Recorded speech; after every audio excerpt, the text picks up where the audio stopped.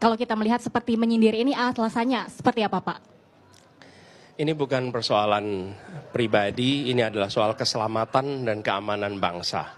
Karena itulah kita sampaikan fakta-fakta mengapa kita harus melakukan perubahan. Dan ketika di situ kita tunjukkan apa saja yang selama ini menjadi masalah. Justru karena itulah kita akan melakukan koreksi. Kita ingin menghadirkan kepemimpinan yang menjunjung tinggi etika.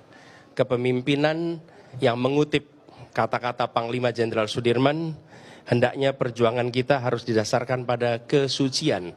Karena itu jangan lakukan kompromi dalam urusan etika. Karena ketika memimpin sebuah mekanisme pertahanan, angkatan perang, maka etika itu menjadi nomor satu. Itulah sebabnya mengapa kami betul-betul memastikan ini harus dijunjung tinggi. Dan kami menyampaikan bahwa ada persoalan selama ini.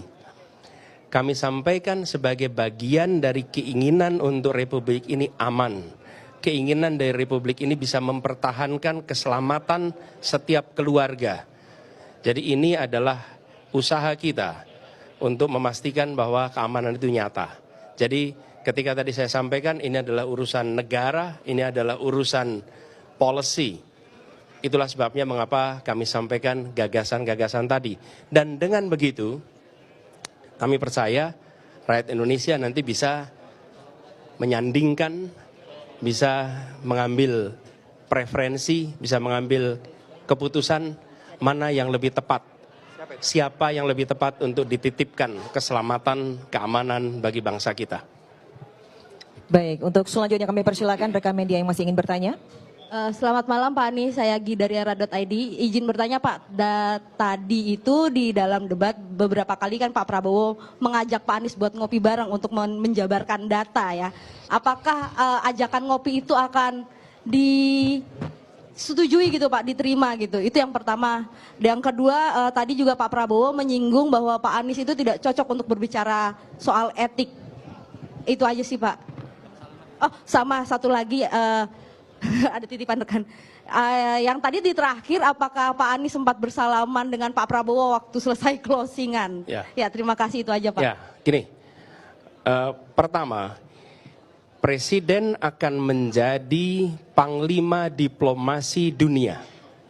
Dan itu artinya berada di forum-forum global, menyampaikan pesan Indonesia untuk dunia. Selalu dalam kesempatan-kesempatan seperti itu ada protokolnya. Dan tidak mungkin diberikan kesempatan berbicara berjam-jam untuk menjelaskan. Ada batasannya.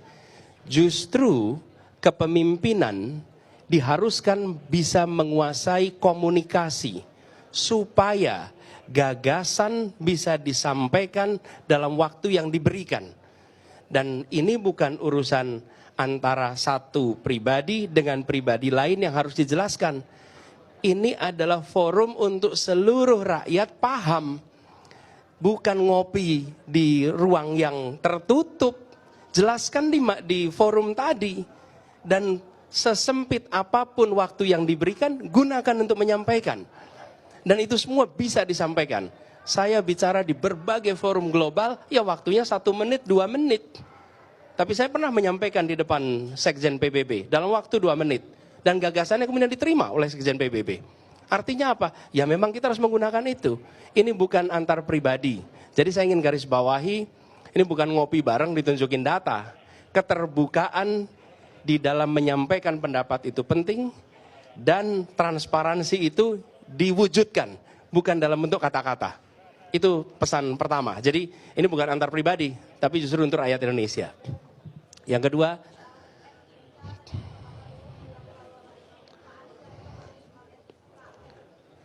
pertanyaan kami adalah bagaimana standar etika dan kepemimpinan di bidang pertahanan.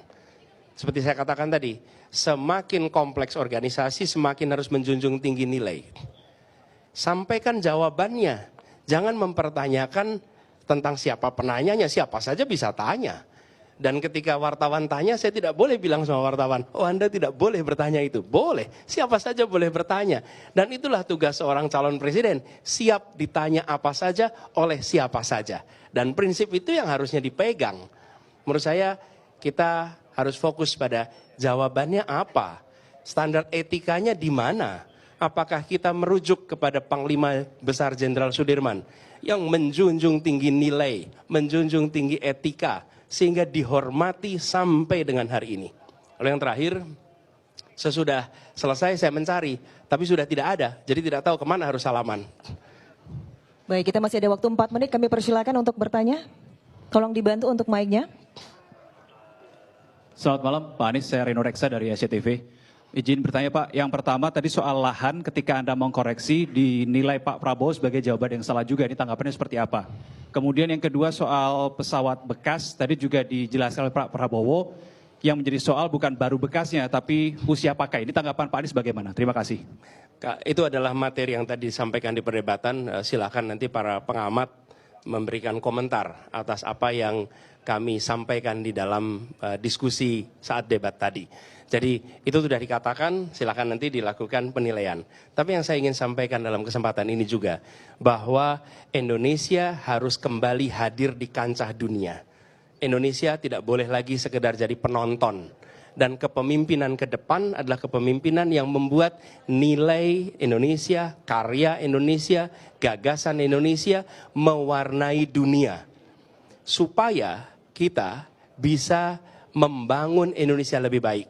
Dengan kerjasama internasional, kita ingin kita jadi tuan rumah di negeri sendiri. Jangan sampai buruh-buruh asing justru mendominasi lalu kita kalah.